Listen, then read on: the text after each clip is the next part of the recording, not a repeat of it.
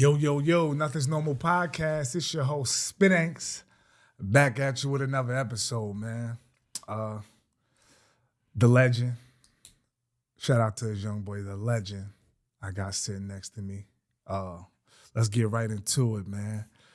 Media Mike, man, who I got sitting to the left, baby. Talk to me. Michael J MacDonald is the name that they gave me. Damn, Michael J. Founder and MacDonald. CEO of Earn Your Leisure, the biggest. Talk to him. GB's finest. Yes, sir. They was so fine, they had to put a thing on the wall for me. What is them things called? The mural? They had to put the mural. mural on the wall for me. They was like, damn, Yeah. we got to incorporate the legend, GB's own Project Raised. Yes, sir. What's good, man? Thank you for having me. I thank you for coming. Mike, big bro. It's one of the big bros here, man. Yo, yo, yo, it's your host, Spanks, Nothing's Normal Podcast.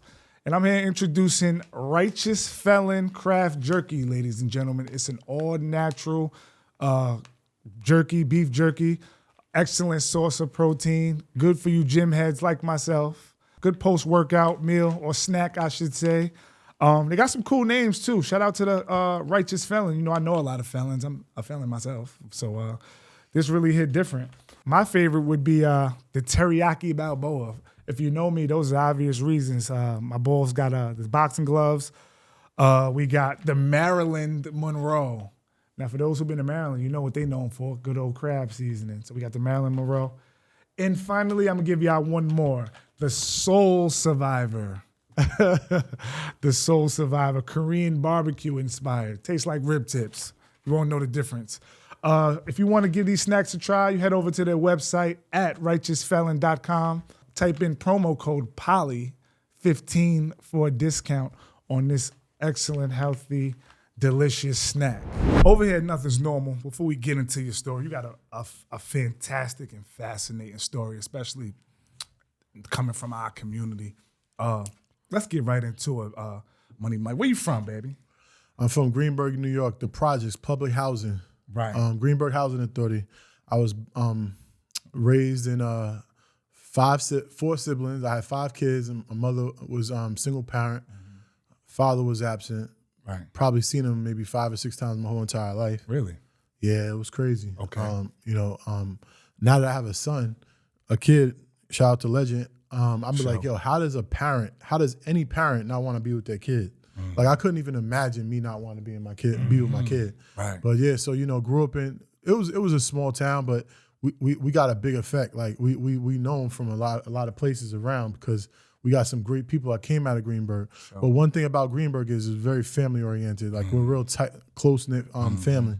So it was a great place. But it was still, it had drugs, violence, killings, all that. Had all that stuff, niggas getting knocked out on the block. For sure. So, but we made it through. Now, Michael J. MacDonald, man. So you're a McDonald. That's a big family too in Greenburgh. It is. That's one of the. Yep. Yeah. I see the curls and all that, man. Are you Puerto Rican? Like for the viewers who don't know, what's your background, baby? Talk to them. As you can see, I'm dark skinned. Yeah. But I'm black and Italian. My father was black. Yeah. My mother was white. Right.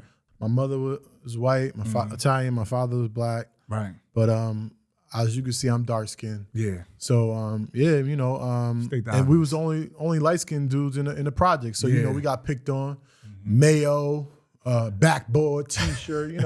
They used to make fun of me though. Right. It was funny until it's not. Yeah, look at me now. That's crazy. I was gonna ask you that too, because me being a student of history, I think from what I heard, it was like 3 white families up in the projects. I only know 2. You know 2, okay. The Shades, yeah. and us. Right, okay. So, but I don't consider myself white. You know what I'm saying? Like, I consider myself black. Mm-hmm. I definitely had to deal with a lot of things coming up. Right. You know what I'm saying? That my fellow black humans have had to deal with. I do have an advantage being light skinned. That's a fact. You know what I'm saying? My name also gives me an advantage when getting a job and things like that. So, so it did help a little bit. MacDonald. You know what I'm saying? Mm-hmm. That's not like a name that would be like considered a black person. Yeah. You know what I'm saying? And being black in America is hard as it is. For sure. You know what I'm saying? So, yeah. You just basically covered my next question as far as, the spectrum. Black people have their own trials and tribulations, but also, that's the whole idea. Nothing's normal. White people have their own go-throughs too. I mean, how was it for you growing up with just mama? Like, was it a struggle, or was it, was it smooth? Because we got this big misconception that if you white, you automatically rich, you automatically wealthy, and life is just smooth. Yeah, it wasn't like that for my mom's. I think for her dealing with a black man, right? It didn't work. It didn't go too good with her Italian family. So and her Italian family was kind of like wealthy. Like they were doing really well. Right. And I think like her grandmother actually bought all the kids a house except her because she was dealing with a black man. But thank God she did, because I'm here for sure. But didn't go well with her family, so she struggled. She was a waitress most of her life, working 6-7 days a week, taking care of 5 kids. It was hard. Yeah, you know what I'm saying. But one thing I will say is, I didn't miss a meal, and I never had my lights turned off. You know what I'm saying. So she did an amazing job, and she kept us really close and showed us the value of family. Right, and that's very important. Speaking of your father, you said you've only seen him about 5 or 6 times in your life. Is there anything that you've seen in those 5 times that stuck with you? Maybe one of his ways? He showed me everything not to do. Right. Okay. Before he passed away, I was in like deep psychotherapy, like just really like breaking down things in my life and why I do better with female teachers rather than male teachers. Why I have a lot of female friends versus male friends. My connection to men is not as great as my connection with women, because I was raised by a woman. And then my brothers played a part as well. Yeah. But he really showed me like the things not to do as a parent. When you say you're gonna do something, you do it. Not that he did that, but not that he even said anything, because like I said, he did the shit with my brothers, not really with me. He was really never around me. He didn't even know my name. Every time in person, he would call me, my brother's name, not my name. Jesus. So, but it was cool because I was in therapy, and therapy showed me to forgive him, to love him. And one of the last times I seen him, I was able to tell him, I forgive you and I love you and I thank you for showing me the things not to do. That's dope. So it was cool. Like I can't miss something I didn't have. I never had a father, I so feel the same way. I never really missed it. You know what I'm saying? Yeah, absolutely. I feel the same way. My pops, died when I was 5, and I've seen some of my peers lose their parents, and it hit them different, because like you said, you can't miss what you never had. Yeah, but when you have it and then you lose it, it's a whole different. Losing my mom was the worst thing in the world. How old was you when you lost your mom? 21. Wow, that's fairly young. Yeah, that was fairly had to figure it out. Right. Okay, that's dope.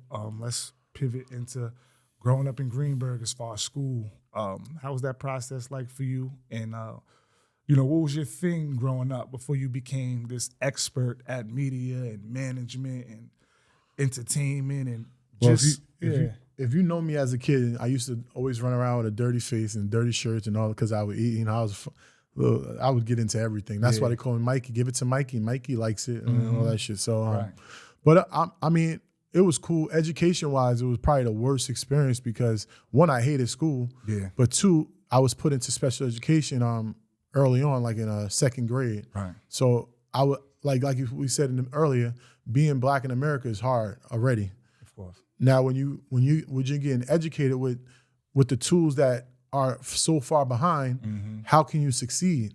So I was starting from behind, then I get into the educational system, and I'm starting from either further behind because I'm being taught things that are not even current. Yeah. So I'm supposed to be learning ABCs or 1, 2, 3s, and I'm learning just how to even talk, like type of thing. You know what I'm saying? So I was behind from so far behind. So and I was in special education mostly all of my educational life up until like 9th or 10th grade when I officially got out. Right. And you're not really out because you still have an IEP So you still kind of like, get like the privileges of being this, special education. But at least I was in school, in classes with people that are learning the things that you should be learning at the age you learning. So it helped me a lot to just, but I needed a lot more help because I was so far behind.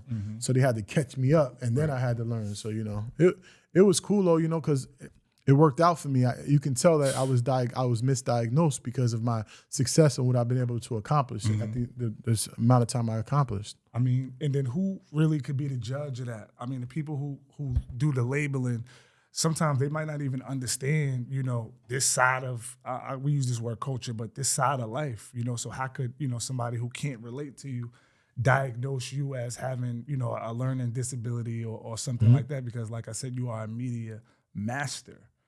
Well, I think also too is if you look at my peers in my classroom, it was the same people in my classroom in this projects I grew up with. So it's kind of crazy like that they're putting all these people in the projects basically in special ed. Right. Just because just because their living situation, you automatically putting them in special education. Why are my peers that I live with are in the classroom with? Something doesn't add up. So I feel like they were just kind of segregating us in a way. For sure. Just by default. And I feel like our culture gets a bad rap for different things as far as society puts a black cloud over us. And even I feel like we are a part of the problem because we blame a lot of different aspects of our culture for things that really started in the household. And I agree with that. So at what point, going to school and being in special ed, did you graduate high school? Yes, I did. Okay. I graduated high school, and then in this building, this fine building we're in, I used to go to college here, Mercy College. Oh, so you did go to college? Wow. Yeah, I was actually the first class to start their graphic design program in this building. Wow. Yeah. That's major. Yeah, definitely. It's a fact. Everything I'm saying is facts. Yeah, everything. At what point, did you discover technology? Because if I'm not mistaken, the internet came out in the 90s? Did the internet come out? No, the internet been out for a long time, but they used to have something called internet. I believe came out in the 80s, late 70s or early 80s. Right. But it had something. They used to have something called Prodigy, and Prodigy was a site where was not a site, but it was an application that you would put. It was on a CD or on a floppy disk. None of y'all probably know what that is. Yeah. And you would install it into your computer, and it would allow you to get online. Right. It was like dial-up, like that, and then. America, it was kind of a little difficult to use and access was hard. Then American Online came, and they used to send CDs to everybody's house. I'm sure I remember that. You know. It's late 90s for me. That was the problem. People didn't have access to Prodigy, so American Online found a way to give everybody access to that CD, to the application, and they started American Online. That's how they became big because everybody was able to get online through American Online. So what was that moment for you where you got into, did your technology fantasy start with like video games? Or like what was it that you said, you know what, this is what I want to do? It was Photoshop. Photoshop from my brother's computer. My brother used to let me use his computer, and I used to actually make different graphics, whether I was making logos or flyers, I was making all these different things on Photoshop. And I wasn't a good drawer. So if I wasn't a good drawer, the best thing to do is do digital media. So digital media allowed me to visualize things and put it into play because I wasn't able to draw it, but I was able to make it in Photoshop. That's genius. And that's when that was the moment when I was like, I want to do this for the rest of my life. When was this?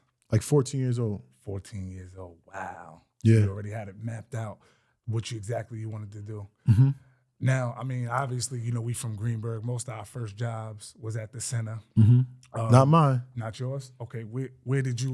My first job was at Sport Time USA. Elmsford? Yep, Elmsford, New York. I work. That's my to the date. God willing, I'll never have to work a job again. But to this date, that's the longest job I've ever had. I worked there for 5 years. How old were you when you started working there? 14 and 19. 14 and 19. Wow, you worked that young back then? Wow. Yep. That's dope. I was going to basketball practice I was going to basketball practice during the week, and then I would do when our games was on the weekend. I couldn't go to work, but I would work on the weekends 2 or 3 days a week. But it was dope because they allowed you to. They were doing some crazy shit. Yeah. They would allow you to work from like 9 o'clock in the morning to like 9 o'clock at night. At 14 years old? Yeah, so I would do 24 hours. I would do like 12-hour shifts, 24 hours on the weekend, and then I would get the late shift on Friday. So I would go in from like 5 to like 10. What gave you this work ethic at 14 years old? Did you have to work, or was like 14? We thinking about just playing sports all day and running around, going to poppies, and 14 years old. That wasn't me. I like to. I was having fun and doing like I was playing basketball and working sport time. You was all right. I remember. No, I wasn't great, but listen, my job is to get it done. For sure. I could say I did it. You know what I'm saying? That was my goal, right? I got to hang out with my friends and I got to play basketball and it was cool, right? So, it wasn't like trying to be the best. I knew I wasn't going to the NBA, so and I wasn't tall at the time either. So I didn't know I was gonna be 6'6". Maybe I would have invested more time into my skills of basketball, but I was like 5'3", 5'4". Yeah, I was small. I was a small guy. And then I shot up in like 11th grade. I shot up like a foot. But I didn't know. So I would do what I needed to do. So I liked Jordans. I liked, nice things. I liked technology. I was buying computer parts. It was a computer show at Westchester County Center every like once a month. Yeah. And I would go there every once a month to buy computer parts and build my first computer. Now, when you were doing these things, was you doing these things by yourself? Was you flying solo, or did you have like a friends or group that was doing these things with you? Especially at that age, the last thing a lot of us was doing was going to the computer show. That's genius. Unfortunately, my friends wasn't really into it. They didn't really like the computers, and they were like, Sean. Sean was great in basketball, so he was playing basketball. Tawan was the love. Everybody loved him, so he was fresh. He was into fashion. Eric, my cousin, he was like nice and ball. Rest in peace, Eric. Badar, another friend, he was just like he was doing football. He was just like rest in peace to Badar.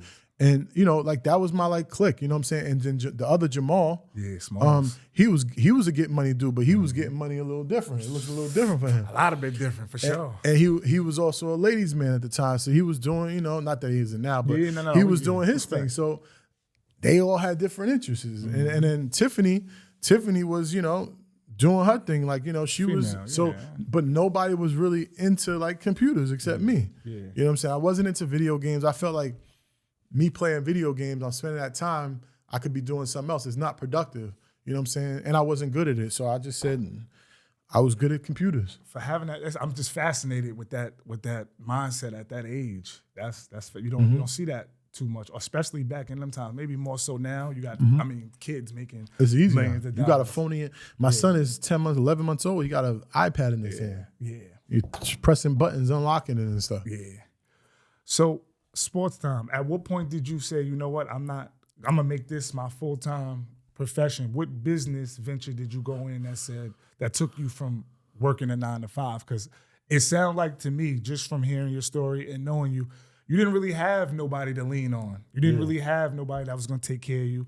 No plan B where, okay, I'm not gonna go to work this week. I'm gonna go, there was no plan B. It was just you. And me knowing you now, you're definitely the head of a lot of campaigns and you help a lot of people out, but it doesn't sound like you had that. So at what point, that's a risk. At what point did you make that decision and say, I'm not gonna work no more, this is what I'm gonna do? And did you do that while working? Or did you do it safely, or did you just go turkey it? I'm not against a job, right? You obviously, I want my freedom. I want to be able to do what I want to do. Of course. But you have to use your job as your first investor. That is a place where you can sell your time and you get back money. So I'm going to give this job 40 hours and they're going to pay me a certain amount for those 40 hours. I take that income and I invested in other things. Now, I wasn't proficient in stocks at the time, so I wasn't invested in stocks, but I was invested in myself, whether I was invested into digital courses, I was investing into equipment, but always investing into myself, into bigger things. I knew that this wasn't my final destination with my job. Right. That was just a destination, a stop that I had to go to just to get to my next stop. And whether it was working at Sport Time where I got fired, then I went to Home Depot. I went to Crate and Barrel. I went to a few other jobs, but I was getting and I was doing multiple jobs, just trying to get as much as money as possible to get to my next goal. Right. My best thing that I would ever say is that I always put goals in place and I would write them down. The thing about it is if you don't write your goals down, they're never real. Right? If you say that's what I want to do, okay, but you're going to forget. But if you write a goal down and you put it on your wall where you see it every single day, you're always reminded of what you're doing it for. You have to remind yourself what you're doing it for. Now I get a remind. That's why I'm in front of the camera now, because now I have a whole different meaning, a whole different fire under my ass. I wake up every morning to my son and he's like, I got to do it. I can't go sleep on my brother's couch no more. That's not an option. Because now I got a family. So I got to. It's a whole nother meaning and reason for doing Playoffs, things now. Playoff time. It sounds like I said, just very self-motivating, and that's not easy to be self-motivated. It's not. Like give the viewers, some tips on how to stay self-motivated, because a lot of us are only motivated by competition. Which sometimes you'll create situations and create narratives to keep competition active, or some people are motivated by trauma. It's a lot of different things, but to just say, this is what I want to do, like this is before you had the kid, this is before you had the family, you just did it. Well, it goes on. It's tough. You gotta have some type of passion in something, right? Okay. I think everybody got a passion in something, right? You got to figure out what's your passion. One of my passions is a free, like living nice. I've had luxury. I've been in living luxury for a very long time. I know. You know what I'm saying? So once you touch like that type of lifestyle, you don't want to go back. Like a couple weeks ago, I went on a private plane. You think I want to go on a coach plane anymore after I want to? So now in my mind, I had to write down, I need to own a private jet by a certain time. It has to happen, or it has to happen because I seen it and I experienced it. I can't undo that. So now I have another goal in place, right? I didn't care about owning a plane. I didn't care about owning a boat and a yacht until I experienced those things. So now those become goals in my life. Those become things that I want to achieve in my life, right? But once I went into a nice place, a nice house, I said, shit, my house is dirty. It's a project. No Oak Street. You know what I'm saying? It's like roaches and mice, all these things I had to live with. I thought it was normal. It was see, nothing's normal, but that was my normal. Yeah, absolutely. That was my normal, right? So I had to, that was all I knew. And unfortunately, a lot of people in the places I grow up in, they stay in these little 4-mile radius zone. They never travel outside of it. And this is their normal, right? They don't know anything outside of it. And they see the things on TV they think it's not real for them. It can't be them. My thing is when I see it on TV, I see it now. Absolutely. I could achieve it. You know what I'm saying? They look like me, they dress like me, they talk like me, and they got these nice things, then why can't I? Right. You know what I'm saying? So that was my motivation. Like even Jamal, right? Jamal, I don't know if I should say this, but he's the first person to show me like $1 million in cash, right? Literally. First person. Most people would hate on that. That inspired me. I said, what? I could do it. I could do it. You know what I'm saying? Like, he showed me it's real. So like once you show me something, it's hard for me to forget it. Right. And it gives me that inspiration, gives me that motivation. And that's one thing about me. Like I love when my people are doing great. I love seeing my guys show up in this and do that, because now it inspires me to do it. You know what I'm saying? And that's why I like to get you guys, like when I get, like anybody, I like to talk about like, the hard part, because I feel like the more successful you get, we start, I don't know if this is the word, we start dehumanizing you people and start thinking, you guys don't go through some of the same things we go through, same feelings, same emotions, same trials, same tribulations, same insecurities. It's we all people. So now it makes somebody watching you that's from where you from, they could say, damn, Mike is just like me or reminds me of me. If not been in worse predicaments than I have, there's no excuse why I can't do it. Okay, so what was your first business as far as media outside? Okay, so you did the flyers. Once you got out of that, what was your second lucrative media business or business for yourself? Web development. I was doing web development for people because I started doing, graphic design and flyers and stuff, but you only could get but so much, you know what I'm saying, from making flyers, right? You have to service a lot of clients because I'm only getting $50 to $100 per thing I'm doing. So I have to service a lot of clients in order to get that, but I only can service but so many clients because you're doing manual labor to each thing. But it was cool though because it allowed me to get my freedom back, you know what I'm saying? Yeah. So my next thing was doing web development, and I was trying to figure out, I started off charging a lot of money, and it was cool to charge, a lot, but I wouldn't be able to get a lot of customers to pay me $3,000, $5,000, $1,500, $2,000. Businesses didn't have it. And the local entrepreneurs that I was dealing with, they definitely didn't have it because they're still trying to figure it out. So I was thinking of a way of how can I help your business get what it needs, and you're able to pay me something that I can afford to do it. You know what I'm saying? That is worth it to me. Right. And I came up with a strategy to say I need 100 businesses paying me $100 a month or more, right? Depending on what they needed. But I started off at $100, so now they have a website. They're able to receive money online, to take money, and all these different things I created, right? And I was able to get to like 140 people paying me $100 a month. Wow. I was able to have 100,000. I said, I want to make 6 figures. That's what I was able to do. Now I need 6 figures. And it was like residual income. But it started with my other friend where he had a residual income. He had 400 people paying him $100 a month. Right. I'm like, wow. That's how I seen the vision. I'm like, I said, I need to change my shit up, make my shit residual so I can get more clients, more customers, and make more money. And that was my first thing to making real money. What year was this? 2004. 2005. 9th grade. 2005.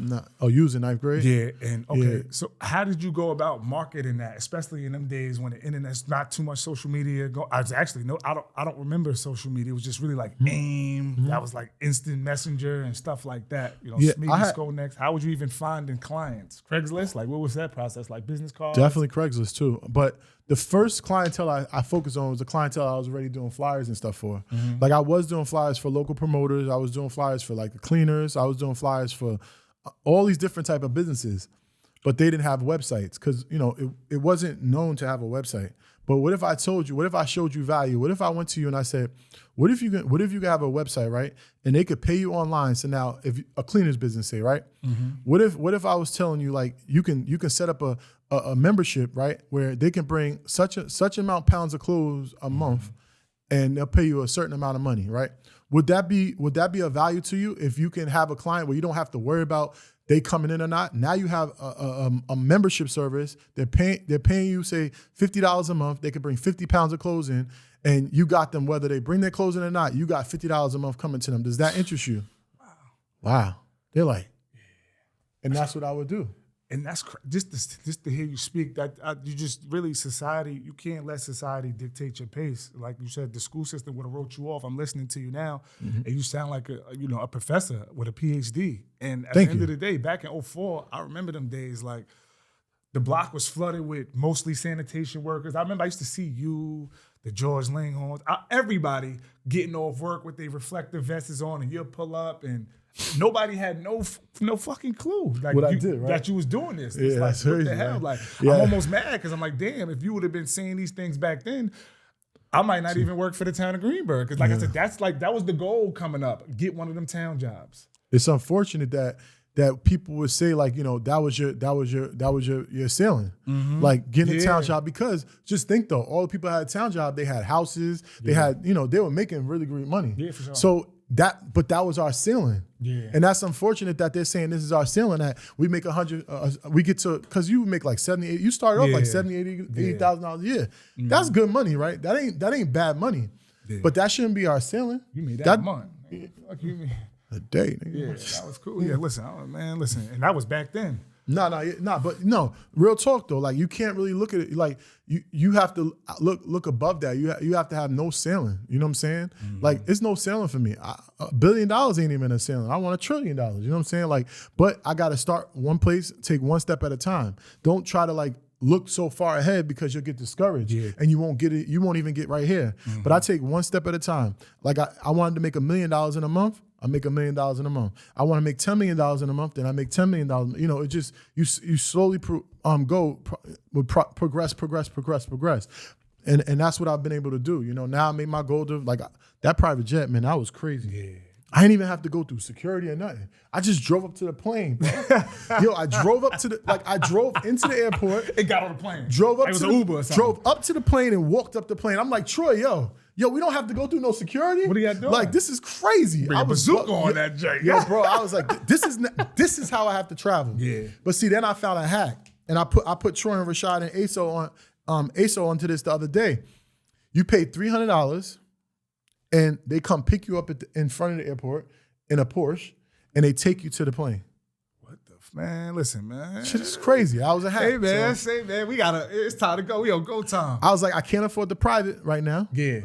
But I could afford $300 to pull me up, bring me up. Right so there, you get driven right up to the plane. Yeah, we use baggage claims. So it's called Delta VIP. That's a gem right there. Yeah. Everybody, I shouldn't have said it. You should have said it. It's Nothing's Normal podcast. You gotta get little brother. Because now everybody gonna use it, and it's not gonna. They're gonna take it away. It's gonna water that. Nah, they can't. Yeah. Well, stop it. You got some powerful guys now, man. Now y'all can make phone calls and set up conferences. You can go sit down with the Pope if you wanted to, man. So you know, arms long, man. You got to pull like tug of war now. Yeah. With that mindset, as far as always aspiring for more. Do you sometimes fall into maybe a state of minor depression if you have like a slow month? Is that with that constant, I want this, sometimes life alters, it has plans of its own. Mentally, is that something that, you know, affects you if you don't meet a quota or if you don't have the month that you intended or that you planned for? Well, how does that work for you? The unfortunate part about me is, in my mind, I would never be satisfied, right? Because I always want more. Right. If I get this car, I want this car. If I get this house, like I just showed you, I live in a really nice house, right? But I want this house. You know what I'm saying? Right. I always want more. That's always been my thing, and then that's always been driving me. I know, like, if I get into, if I put myself in an uncomfortable, that's the thing. People have to be uncomfortable with being uncomfortable. Mm-hmm. Yeah. They have to be comfortable with being uncomfortable. Yeah.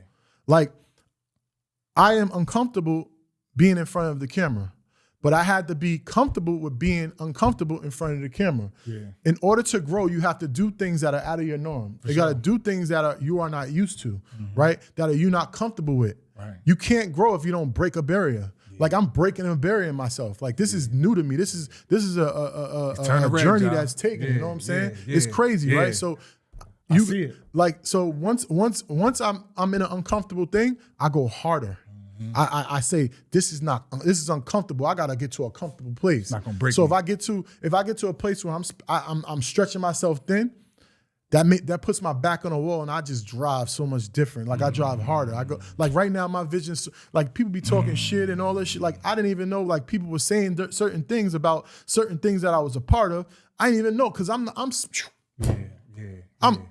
The McDonald's coming. You starting to remind me of BR right now.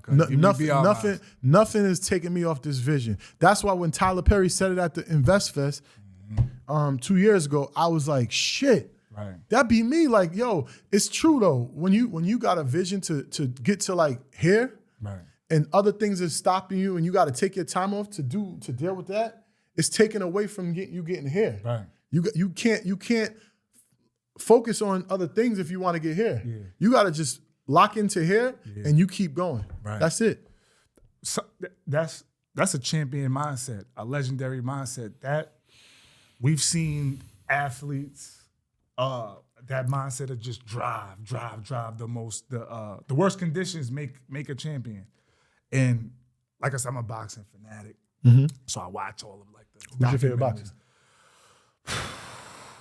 My favorite boxer of all time. That's tough, man. I'm a huge fan of Winky Wright. Winky Wright. I'm a huge fan of Winky Wright. A lot of guys, sleep. I'm a huge fan. I'm a supporter. I don't really like the word fan. I'm a huge supporter of Winky Wright's. But like when I watched these things, what you just said, it just, like I said, we watch the behind the musics, we watch the behind the gloves, all these documentaries, and they all have one thing in common, and that's that mindset. All of you guys that made it through plateaus and made it through situations that would have broke 90% of the universe have that mindset. So that's dope. That's something I'm gonna take that gem and put that in my pocket when next time I'm having. You definitely got the mindset. You got the same mindset because you ain't stopped. Episode 2021. Yeah, something like you that. ain't stopped. Yeah, you stay. You see. I gotta thank y'all because that whole vision. It started with you guys. I never like had a podcast because we got this huge misconception like a favor's a favor. There's plenty of ways to give back. You even being on doing this, y'all holding us down at Invest for Stoses. Don't focus on the size of the favor. Focus on the favor. You don't have to be doing none of that. I'm following y'all leads and I'm running into some of y'all old footprints from 2019. It's like, oh, okay, as I hit a new door, I could feel it. It's like, oh shit, okay, this is what this is like. Okay, so yeah, that's fire. At some point, you start fooling around with the cameras, take a flick. That was a huge part of my late teens to early 20s. Take a flick. Yeah. So at what point did you get past that and say you get into the camera work? Because it sounded like you just started doing everything. You went from managing websites to what made you even want to get into the camera work? Back to Jamal again. We did a cookout at his house in 2006. I was there. 17. And I was trying to do photo shoots just before that. And I was doing a little bit of them. So I had a camera, right? I bought a camera, I bought a light, I bought a backdrop. Sure.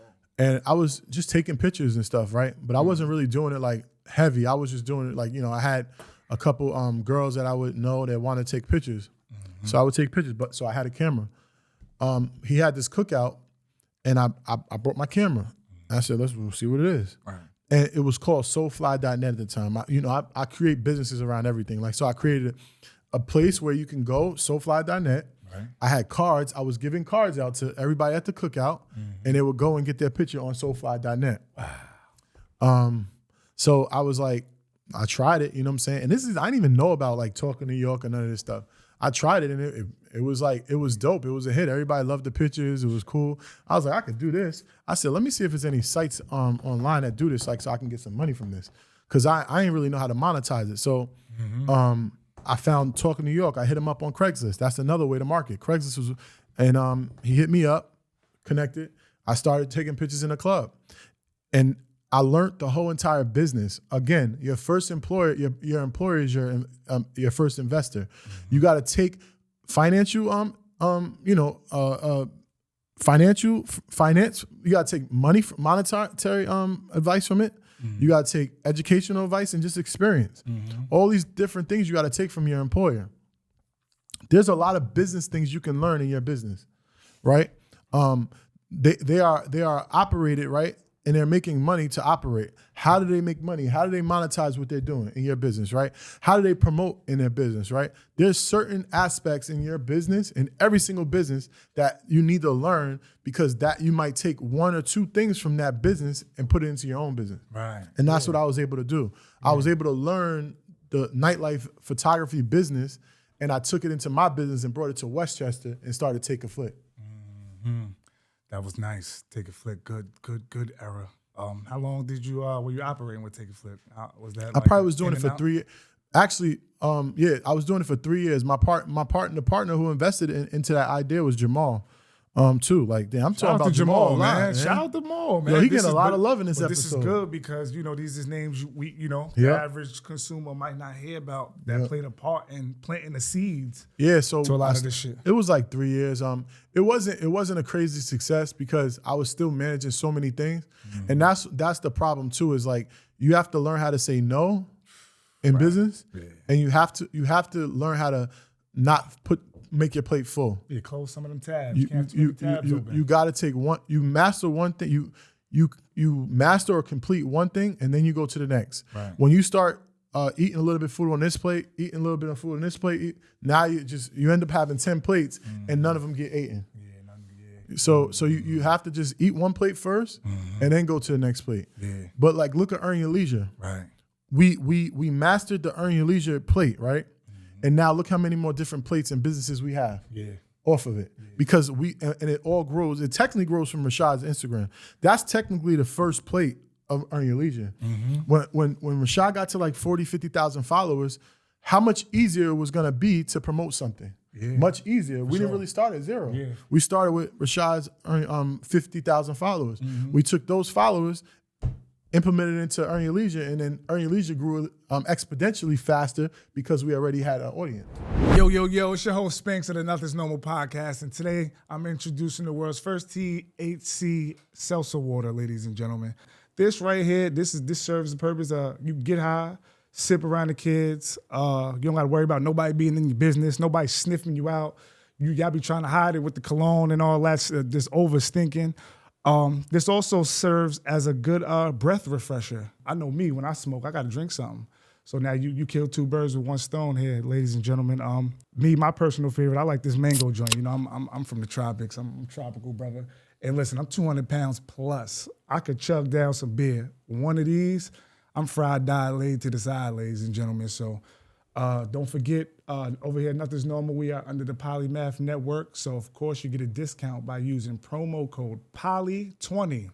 Don't worry, if you're having trouble with the spelling, I got you. POLY, the number 20. Promo code, get you a discount. Also, kids, stay in school. If you're not 21, go get your Gatorade. Legally highest seltzer water, ladies and gentlemen. Enjoy.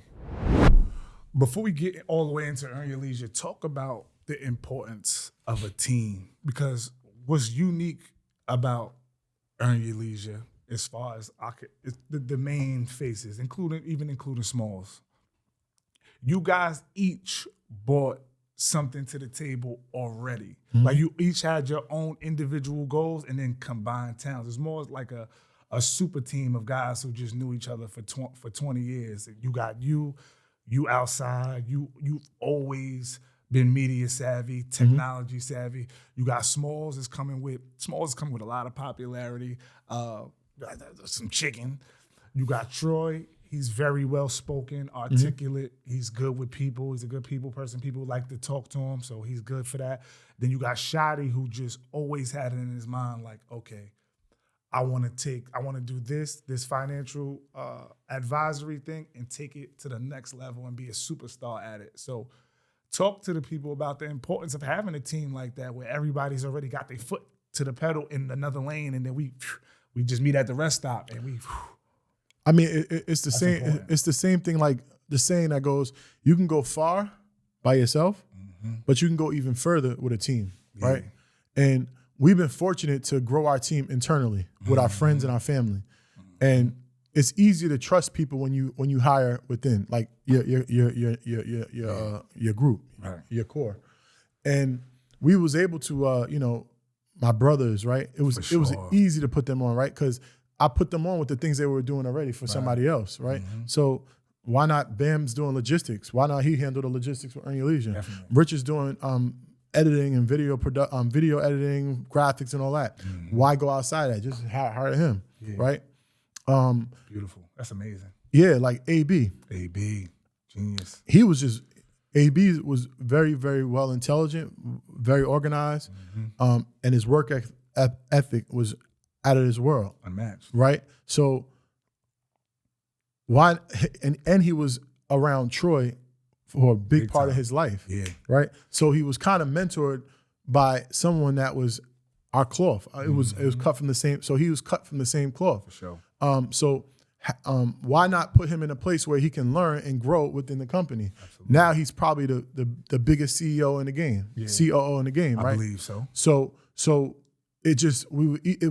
everything was like naturally grown. Yeah. It was all natural. Organic. Yep. Yeah. Danielle, Troy's wife, for sure. She was in human resources. She was a part of the corporate structure. Why not have her continue that corporate structure in us and teach us how to put how she knows how it looks. She takes that corporate experience and put it into our company. So, you know what I'm saying? And now she's a CFO, right? So all these different things played a part. Like we just used our resources in front of us. Sometimes we try to look for resources outside of us, but what we really want is literally right in front of us. And that's what we did. We didn't go too far out. Now, as we grew, we had to get other people like B, he's our video guy that we would hire all the time, and he was nice. He's the first person that I've ever seen take footage and literally 30 seconds later, he got a clip I never seen nothing like that because he's shooting and editing right away, shooting and editing. Never seen nothing like that in my life. He was the first person that ever did it. Take notes, man. Crazy. And then you got Ty. Ty, somebody else came along the thing, right?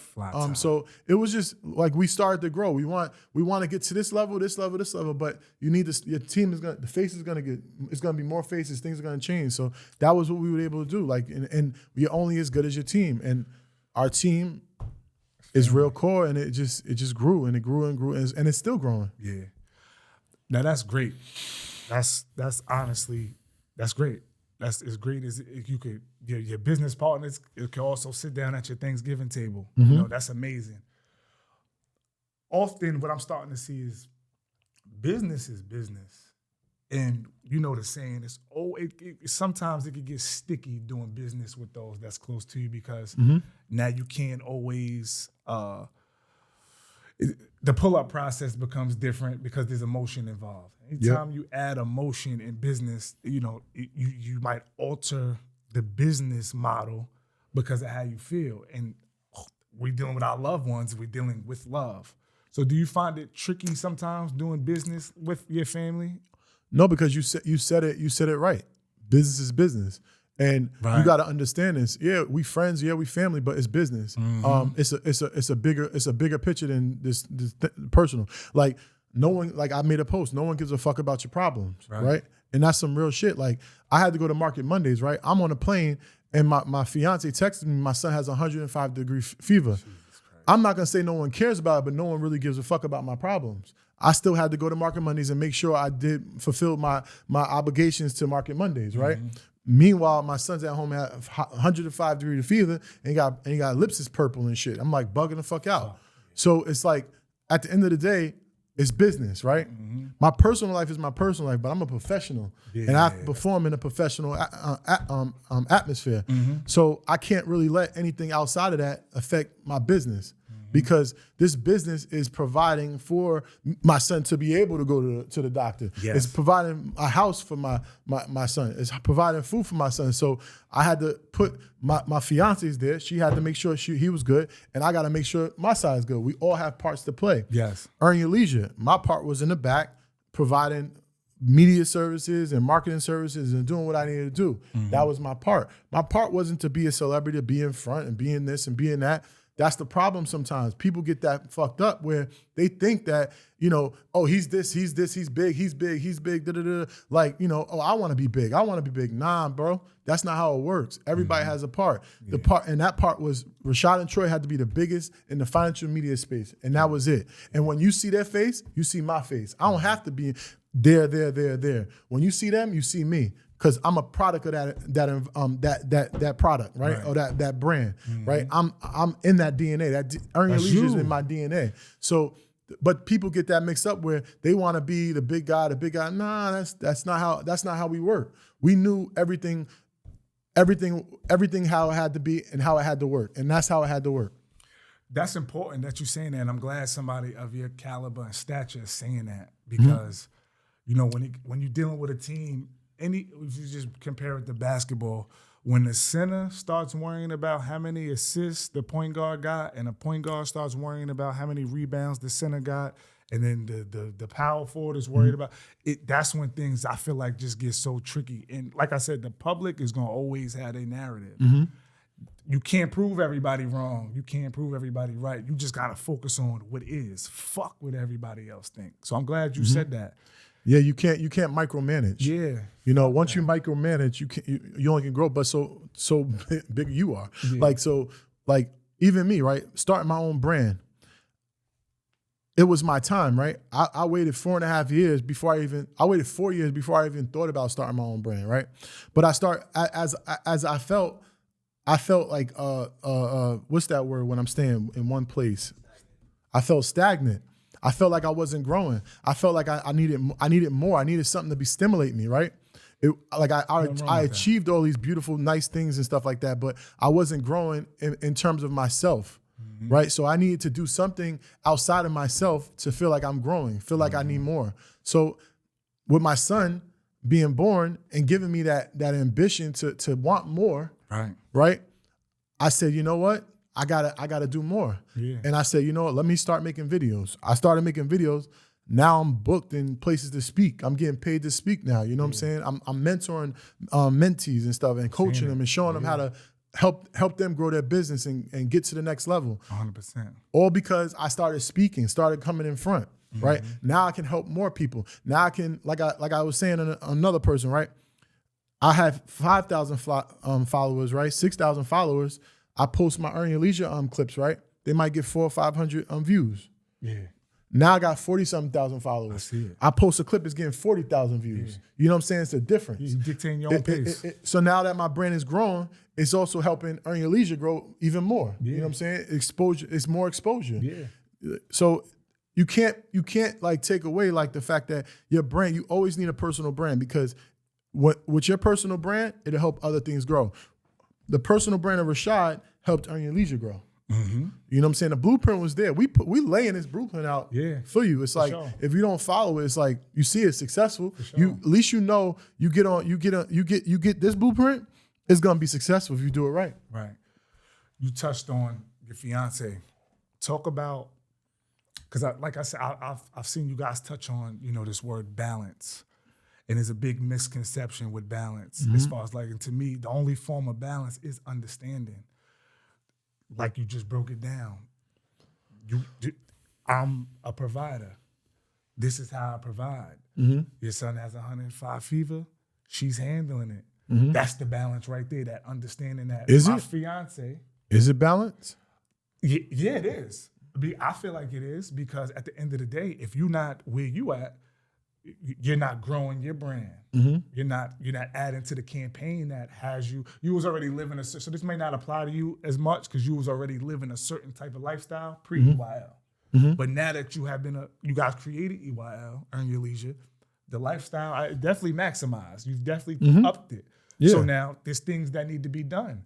So yes, I do feel like the understanding of your fiance knowing my man is out doing this, I'm gonna do this, because I feel like, you know, with society, it's hard to even find that once, especially if your job looks fun. Your job looks fun as hell, even though there's shit that probably goes on behind the scenes we don't know about. It looks fun. Different cities, traveling, you see the reels and this, that, and the third. It could leave a partner feeling like, okay, you just out having a ball and I'm here with the duties. How do you handle that? Well, first, the word balance. I don't believe in balance. I don't think as an entrepreneur, there's no such thing as balance. There's no way that I could balance my life, right? Yeah. Because today is going to always look different than tomorrow, right? You never know what to expect. Yeah. So it's not about balance. It's just going with what needs to be done, right? You got to focus on what needs to be done. In that term, in a sense where I had to go to Market Monies and my son I had to go here, right? I don't think it's necessarily balanced, because she's handling this, and this. I'm handling this and this, and this, but it's not equal. It's not equal at all. Like, she feels like she's doing way more for the baby, and I don't feel like I'm doing a lot for the baby because I need to be home with my son. So it's just, you gotta handle what you gotta handle at the time, right? And you gotta handle your priorities. Balance is irrelevant. It's just living your life and taking care of your responsibilities as they come. And, so the word balance, I mean, so maybe because it's two totally different duties. She's with the baby. You striving. You working.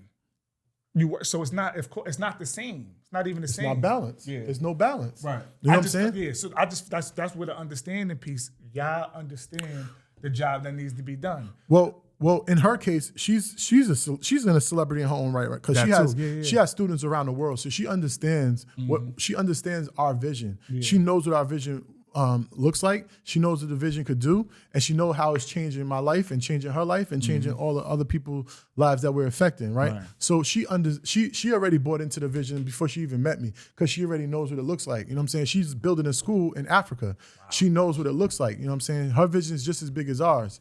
So so she understands it. I'm with somebody that understands what we're doing. So that's why she's understanding, because she's living in it as herself. And even if you wasn't, because sometimes, you know, that's where empathy comes in.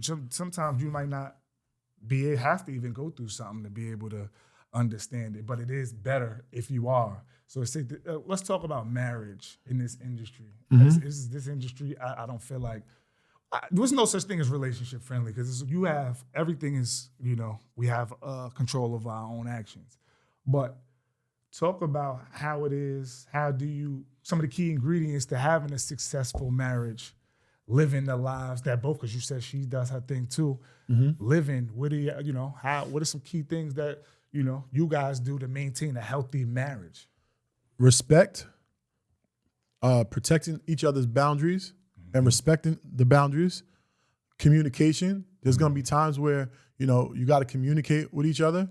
And, it's gonna be uncomfortable conversations, but it goes back to being uncomfortable with uncomfortable situation, right?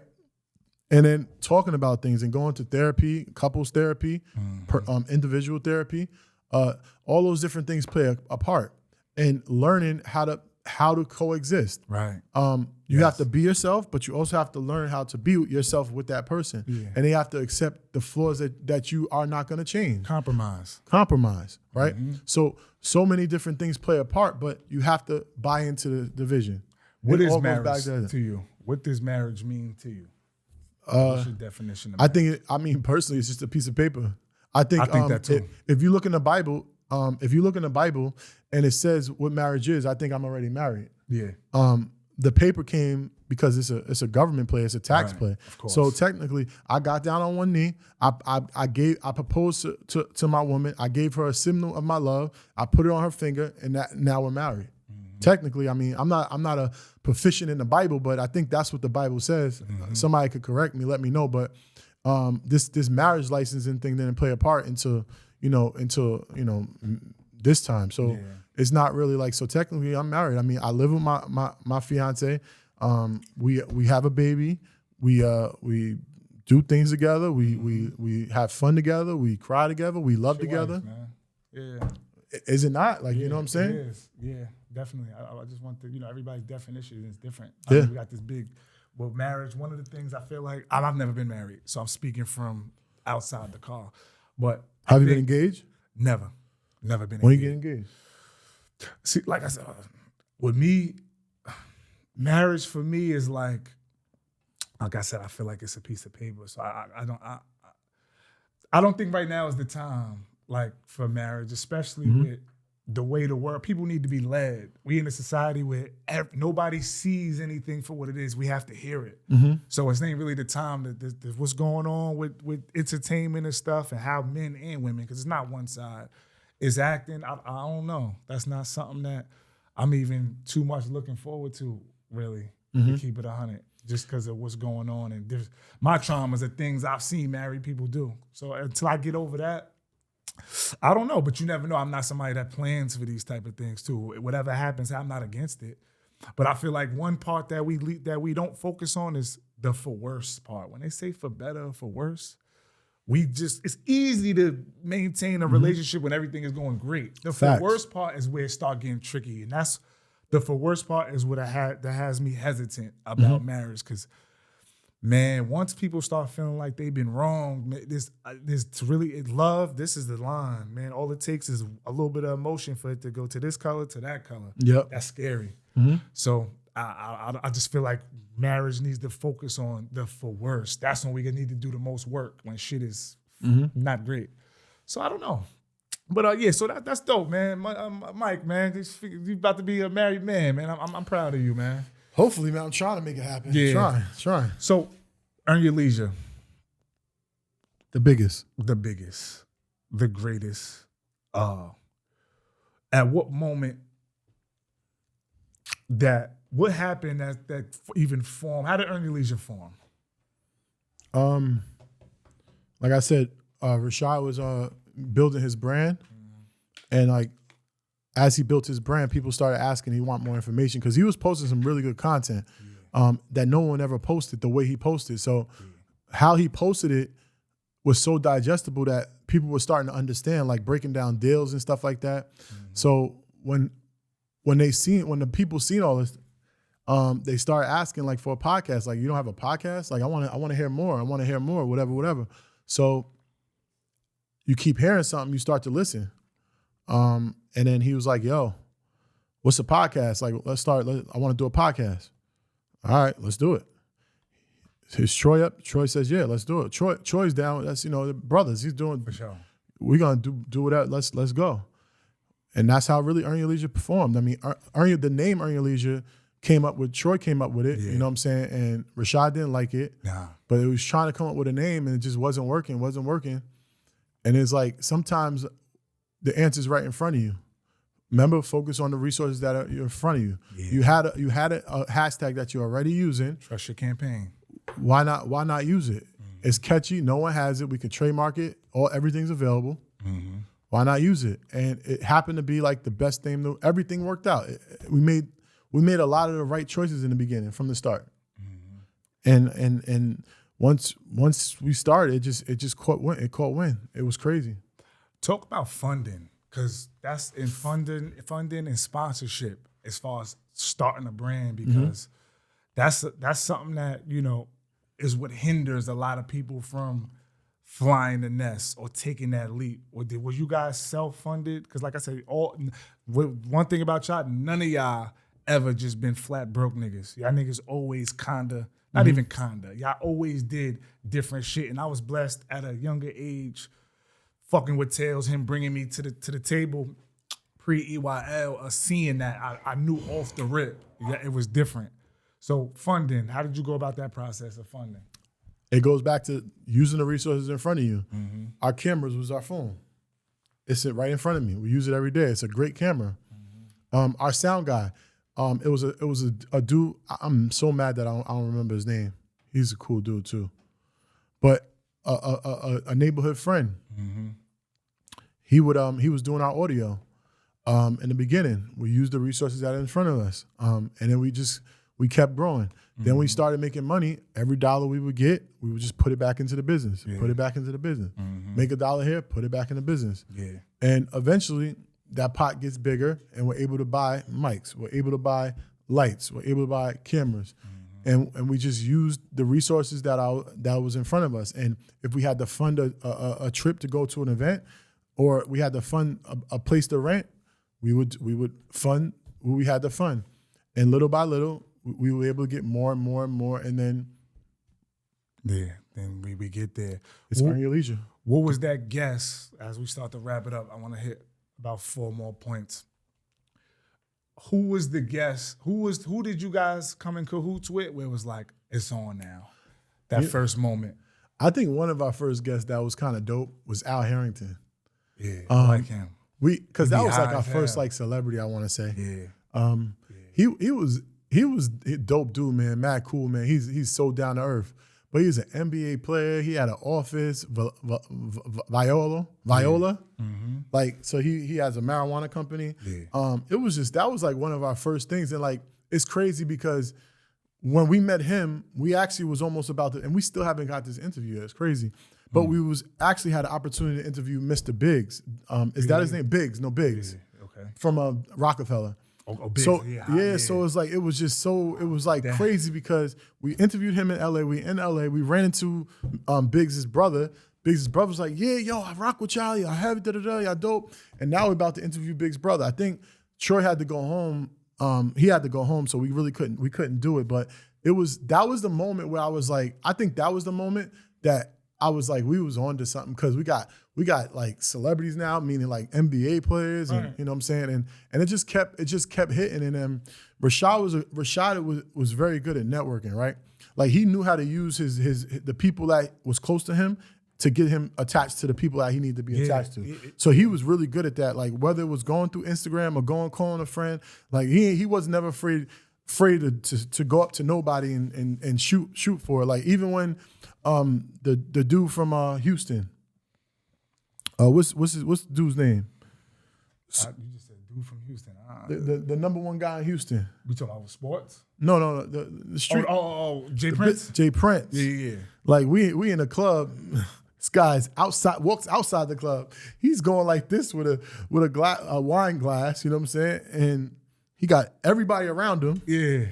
And Shotty made his movies. He was like, "Listen, the best time is now." I mean, so that was never afraid to try to elevate and go to the next level, because if it ain't gonna be done, it ain't never gonna be done. So it had to be done. I mean, you gotta understand too, man. You guys, got a little bit of street savviness to y'all. Y'all understand. Like I spent a lot of time around you guys. So to me, it's not shocking when I see y'all around the Southwest Tees and like you said, the J Princes. Like, some of y'all Rashad fam, y'all all got fam.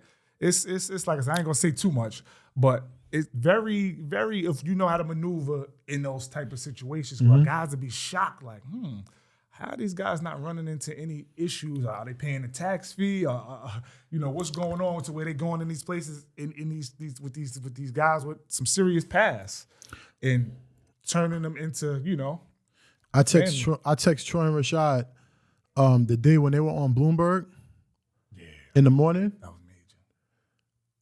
And then a couple hours later, they're on fourth the Dykeman. Yeah.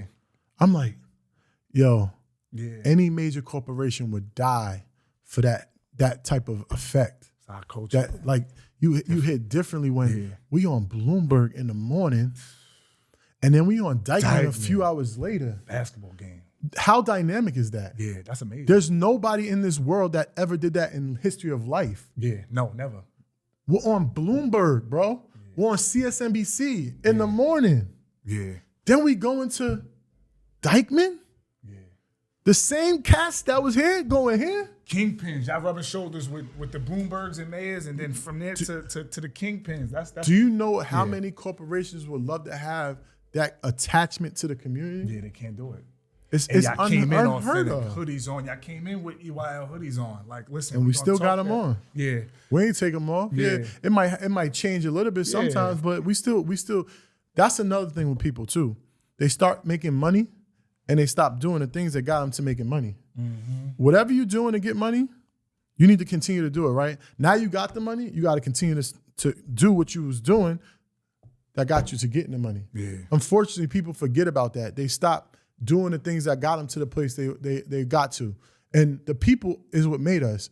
Without the people, there's no Earn Your Leisure. Yeah. The people fell in love with what we were doing. They fell in love with that you can touch Rashad, you could touch Troy, you could speak to them like they're regular people, right? You come up to an event, they're gonna talk to you. You come to the street, they're gonna talk to you, right? That's unheard of, right? We ain't gonna stop doing that. Just because they're up here don't mean you stop talking to the people. We're gonna continue to talk to the people. Rashad still does a monthly financial literacy call for EYL University. Still to this day, right? You get an hour of this man's time he has so many other things to do, but he still puts out that hour because we were doing that before we had the money. We ain't gonna stop doing that now that we have the money. It's wow, that's amazing. Shout out to EYL, man. Yeah, man. The last thing I want to touch on, conflict and controversy. I feel like the more you grow, your old competitors take it personal because you outgrow them. We're gonna use the word ops. The higher you grow, you got to start watching who you even have controversy with because, like I said, you kind of sending the elevator down for them and carrying them with you. I mean, there's a crackhead right now somewhere in Chicago or North Carolina or wherever Michael Jordan is from that's still bragging about beating Michael Jordan one-on-one when he was 10 years old. That happens. When you talk about now being in that light, you guys get the love outweighs the hate by 2. Shout out to Kiss. Now it's getting to the point where, I'm on the net. I see different guys, giving their opinions on y'all publicly. Mm-hmm. For me, that's going to be the hardest hurdle for me. Because, I got this habit of just wanting to step on shit. Like, you fuck with me, I just want to step on you. But if there's a pile of shit, if I step on it, I think me cleaning the mess up for me stepping on it is going to take longer than me actually stepping on the shit. So how do you deal with that now with the headlines of these major platforms, which is a sign of respect? It's actually a crown. Anytime you get a guy like DJ Vlad and DJ Academics, guys with, outside of you guys, gigantic media platforms who now want to speak on you guys or even respond, and that's actually a shout out in a way. But, how do you deal with that? Well, I can speak for me personally. Like I said in the beginning of this interview, I have a vision and I'm looking over here, I don't really pay attention to over here. Unless someone calls me and tells me that something's happening, For sure. I'm really not gonna know. I'm just not gonna know. I don't really look in the comments. If I see a negative comment, I go right by it and go to the next comment. So I try my best to not even focus on that. So I don't pay no attention to it. So it can't feed me if I don't pay attention to it. Sure. The other thing is that I look at other people that are very highly successful and how they react to conflict, how they act in business. Look at Jay-Z. When that thing happened in the elevator, he didn't speak not once about it. It was a lot of controversy. Everybody's telling him that he has to talk about it, he has to speak about it, but he didn't. You know why? Because eventually it would die down. And that's what happened. It died down. Nobody talked about it. You don't know if it even happened. It might have never happened. But because he didn't confirm it, it's not real. And if you address things, then it becomes real. Yeah. If you leave it alone, it dies down. Apple, another company, whenever they make mistakes, they never speak on it. Most of the time, they never speak on it. That's a major company. It's the biggest company. Whenever they do something wrong, they don't mention it and they go to the next. They leave. They don't deal with controversy. They have a vision of being the #1 company in the world. That's all they focus on. But being the #1 company in the world. Not about this feature didn't work on the phone, this feature failed. They don't care about that. They fucked up, they keep going. They don't talk about it. And that's how I'm always gonna deal with controversy. Like someone gets on my nerves or someone affects me, which is pretty impossible. But if it did happen, I'm gonna put my energy towards something else. It doesn't if it doesn't harm me, it don't hurt me. Yeah. That's a good way to put it. Yeah. I'm pretty sure, like I said, for me, it'll be hard, especially, like I said, I feel like with you guys kind of just came in the crib and, unannounced. Like, and a lot of people have a problem with that. But as we wrap it up, I just want to put this word out.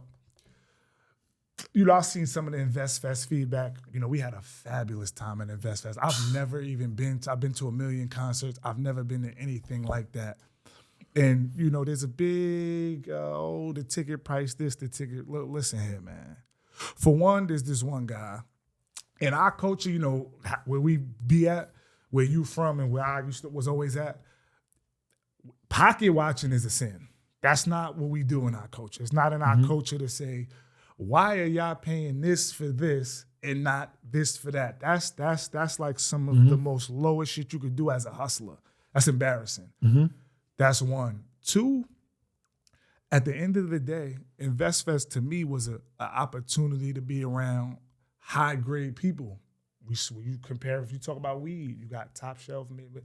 The higher you want to get, the more money you got to pay. So InvestFest really gave regular guys like myself who work for the town of Greenburgh a chance to be in arm's distance with a guy like Diddy. I'm not going to bump into him at Poppy's. I'm not going to bump into him at Kennedy's.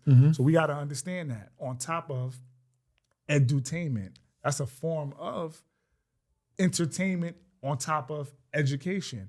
We're not going to a concert and I've seen our favorite artists. We're not going to a Rihanna concert expecting her to throw $1 million in the crowd. We're going for the experience. Them tickets be expensive. And nobody criticizes the entertainers and the musicians for their prices. But y'all, seeing as y'all are educational entertainment company, y'all get a lot of backlash. So that's my final word. Well, let me say this about InvestFest, or about any conference, festival, anything that you can even imagine. Have you ever seen a more diverse lineup at any single event in the history of the world? I've never seen nothing like InvestFest ever. So, with that being said, Troy knows this, Rashad knows this, and Matt knows this. And I damn sure know this, that you will never find a more dynamic lineup that has someone all the way up here, someone all the way down there, and all these different people, over 20,000 people in this place to witness the things that happen at InvestFest. You've never seen it until today, until InvestFest. Yeah. So with that being said, anybody could say anything about it, which again, I don't look at it, I don't hear. Sure. I didn't know people were even talking bad about it until like weeks later when someone called me and they say, yo, you don't bother, it's not bothered. I'm like, I didn't even know. I'm like, that shit was amazing. Are you crazy? Like you had this whole situation of so many different people on a stage. 1 and 2 days, 3 days. It's amazing.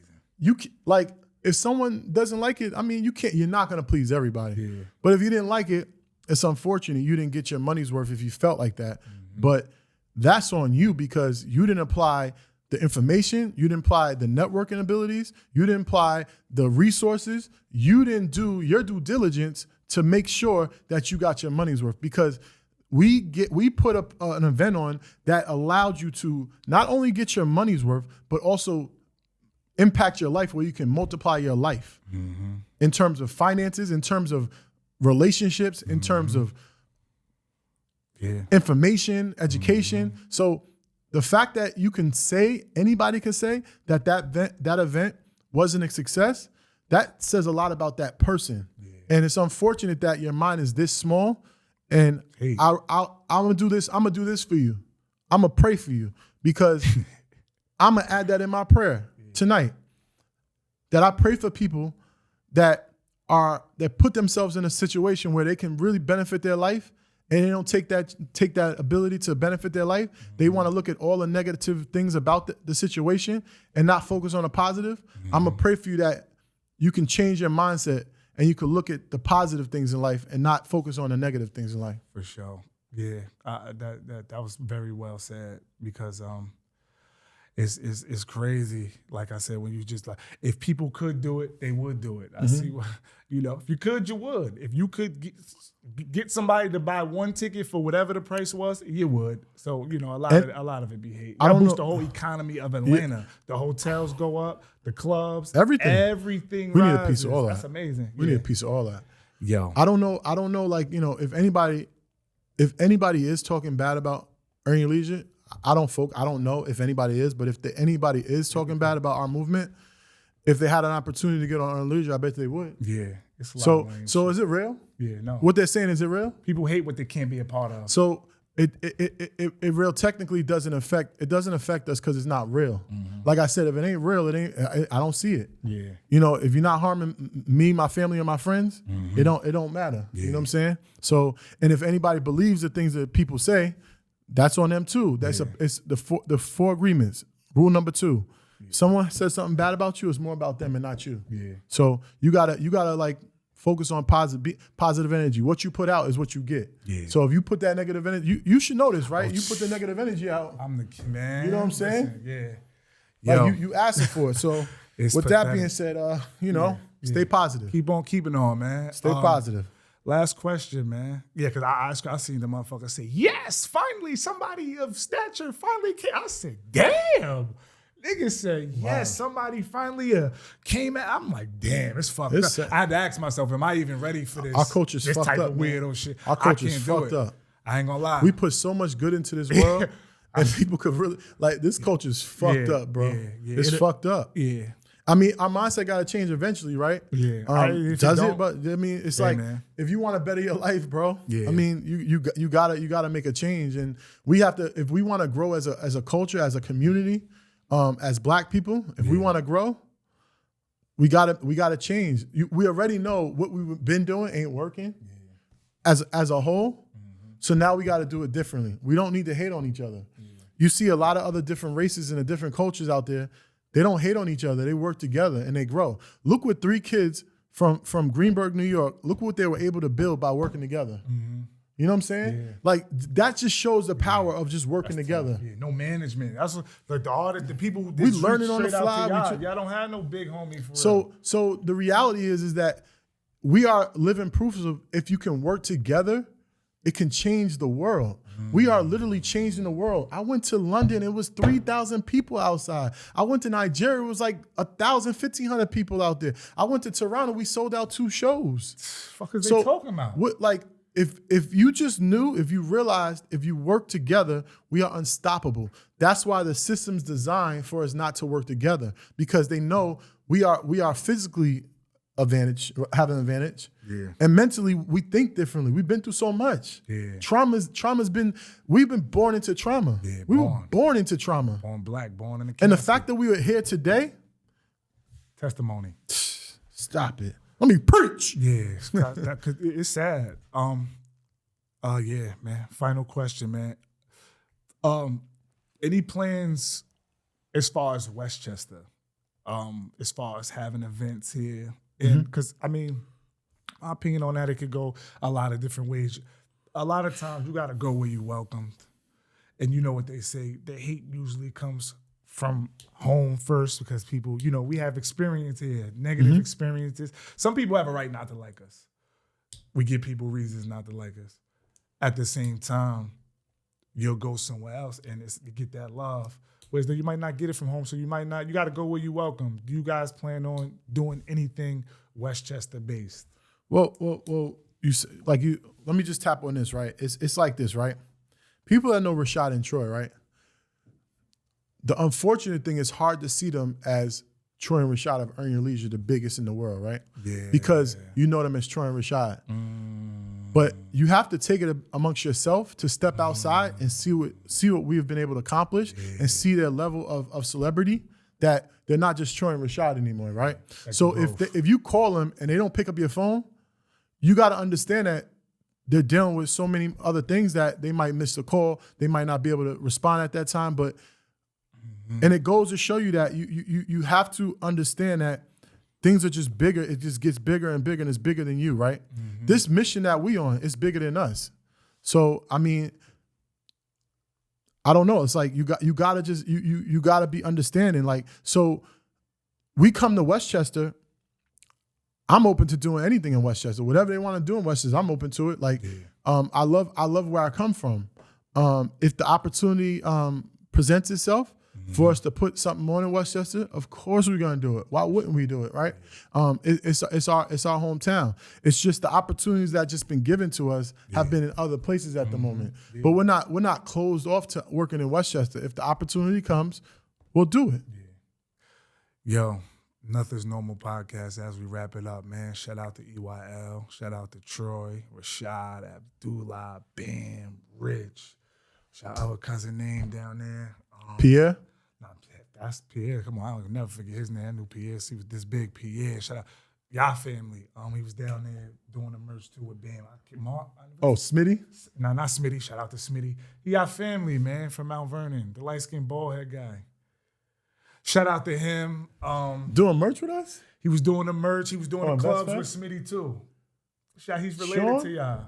Sean Tawans? Not midget. How am I gonna forget them? He's related to us? He's related to y'all. I believe he's like y'all family. He was with Smitty. He's from around. I think he might be from Mount Vernon or something. I forgot his name, but he played a part. He might have not did the merch, but he was behind the booth. He played a part in. He was doing the whole club shit. Oh, come to Josephine's. Come here.